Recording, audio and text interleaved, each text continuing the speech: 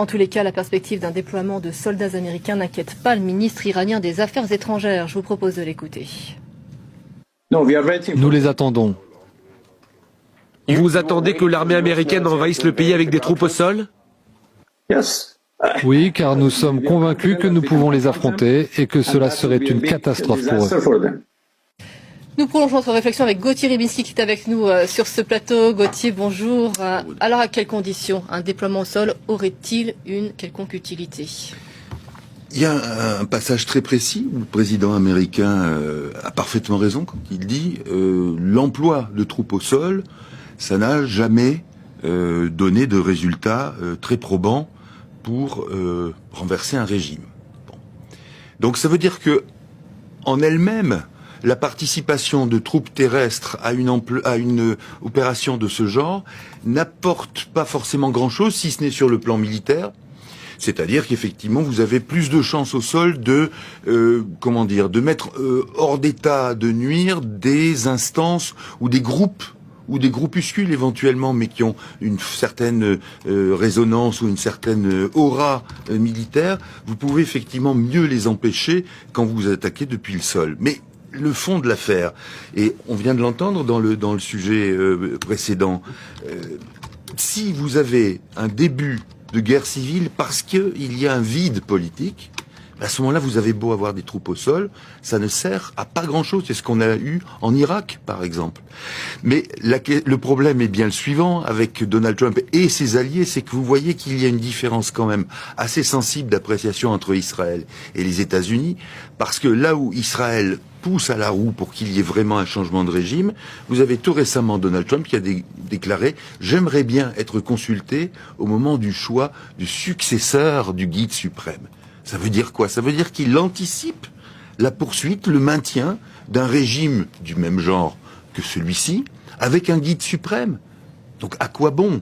À quoi bon tout cela si c'est pour choisir quelqu'un qui endossera le rôle du guide suprême? Alors peut-être que ça pourrait être quelqu'un qui collaborerait. C'est un peu le modèle, la matrice vénézuélienne qui essaye d'appliquer Donald Trump à ce cas de figure. Mais c'est beaucoup plus compliqué. Et d'ailleurs, on voit que même au Venezuela, ça ne fonctionne pas toujours. Donc, pour nous résumer sur la question de troupes à terre, ça peut avoir une utilité à condition qu'elle ne s'arrête pas là. Et là, vous voyez bien ce que disait, je crois que c'était John Galbraith, qui disait, au fond, en 50 ans, on n'a jamais vu une opération américaine qui fonctionne. Pourquoi? Parce qu'au fond, elle s'est arrêtée à le fait d'occuper, c'est tout. Donc, en la matière, s'il y a un exemple qui a fonctionné, qui a marché, c'est celui de la Seconde Guerre mondiale. Avec une occupation des troupes américaines sur le sol allemand, occupation, administration, refonte des partis politiques, refonte de l'éducation, etc., etc. C'est énorme. C'est énorme, mais après tout, est-ce qu'on peut pas considérer qu'il y a eu retour sur investissement, si on veut être cynique, avec la formation et la création d'un pays aujourd'hui qui est l'un des plus démocratiques, à savoir l'Allemagne. Je veux dire par là que ça peut paraître idéaliste, ce que je vous raconte, mais en fin de compte, si vous voulez avoir un véritable changement face à des régimes qui sont aussi puissamment ancrés et surtout qui ont une capacité de rétorsion et de coercition vis-à-vis de leur population, il n'y a pas 36 moyens. Et ce que je dis là, c'est pas moi qui l'invente, c'est ce que disait le général Petraeus qui était le commandant en chef des forces américaines et qui ensuite a été commandant en chef des forces internationales, qui disait il faut faire ce qu'on appelle du nation building, c'est-à-dire rebâtir une nation. Et ça ne se fait pas qu'avec des soldats. Les soldats sont là pour sécuriser, mais ensuite vous avez besoin de gens compétents dans tous les domaines que je viens de citer.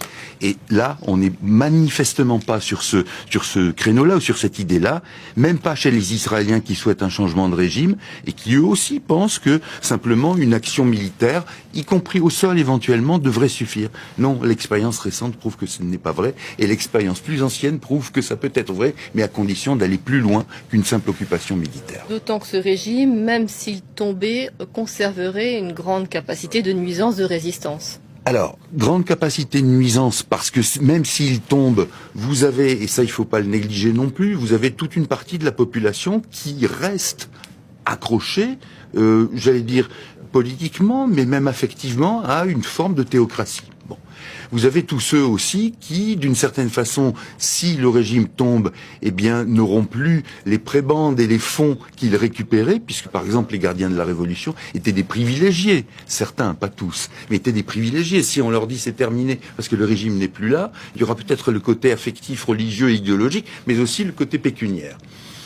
Et puis, l'hypothèse aussi qui a été signalée tout à l'heure, c'est celle d'un émiettement et surtout d'un vide politique qui favoriserait une guerre civile. Vous voyez encore, vide politique. C'est-à-dire que vous pouvez très bien, comme à Bagdad, avoir des soldats américains qui occupent et le vide politique qui profite à des factions de type revancharde ou revanchiste, comme vous voulez.